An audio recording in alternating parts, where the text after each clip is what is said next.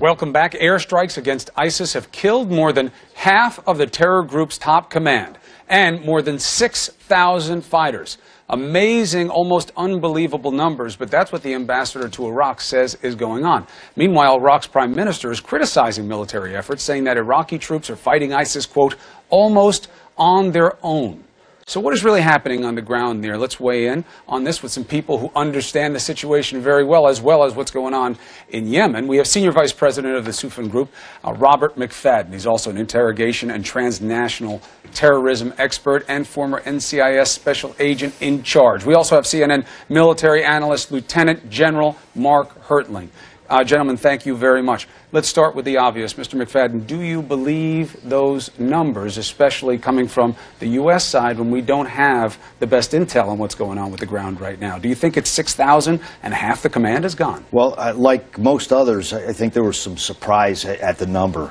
And with a full acknowledgement that there is a sensitivity about the very term body count going back to the Vietnam era. So as that also as a metric, is also hard to tell by itself, but with some news coming out about the leadership element hit, that does show some indication that the progress is being made. Right, but you want to be accurate, and I hear you about the numbers, and we've heard it said from big lawmakers that the last time we counted dead in the United States, they wound up losing the war, which is, of course, a reference to Vietnam. Lieutenant General, what do you think about this? You think the ambassador just got over his skis on this? Yeah, very much so, Chris. I'll tell you from a military perspective, a couple of things are wrong with it. First of all, having been involved in a lot of combat where there have been numbers associated with what we're doing, I'll tell you right now, 6,000 is inaccurate. It's inappropriate for the ambassador to say that. And it's also not a measure of success. The real measure of success is, do the Iraqi people have trust and confidence in their government?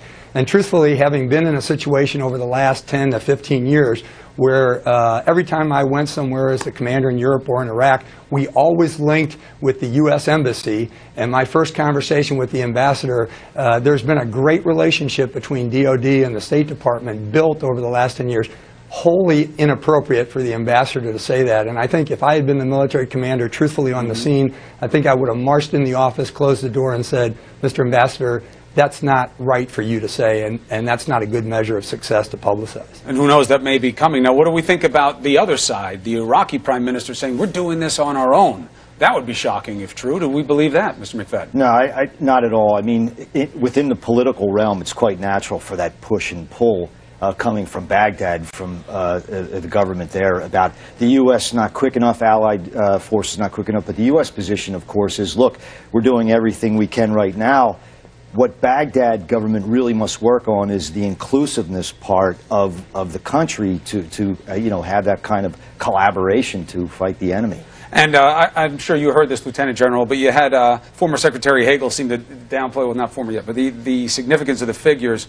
He said, is that the measurement of significant progress? Maybe not, maybe not. I don't think it's the measure. I was in a war where we did body counts every day and we lost that one. That's the reference I was making to Vietnam. Yeah. Here's the problem with this. Numbers aside, it's do we know what's going on over there, Lieutenant General? That's the concern. What do you think about that?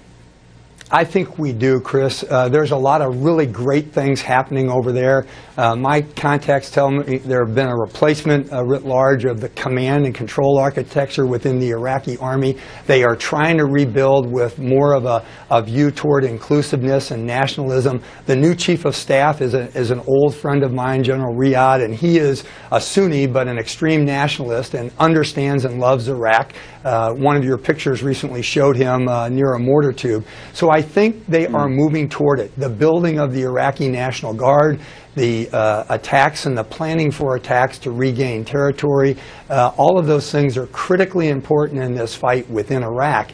And I think we are heading in the right direction, but as we've said so many times before, this is going to take a long time. And part of the balancing, at the very beginning of this. And part of the balancing act is where do you focus most in the moment? Right now, you could make the case that it should be Yemen. How big a concern is it that you have Houthi rebels now in charge of figuring out what happens there vis-a-vis the U.S. ability to use it as an operating base and have an ally? Yeah, well, Sunday is going to be a big day in Yemen, of course, with the emergency session of its parliament to figure out, with the resignation of the government and what the Houthis have been consistently demanding, where do they go next? But you know, Chris, what's been clear from the Houthi side from the beginnings, you know, in Yemen style, this is an alliance made through the barrel of the gun. Or if you wanted to have a coup, it's a new definition of coup, because the Houthis have been clear they can't run the government, the country, by themselves. So they actually need a government in there, standing government. You know, whether it's Abdul Hadi or someone else, though, Sunday is a very important day on the road ahead in Yemen.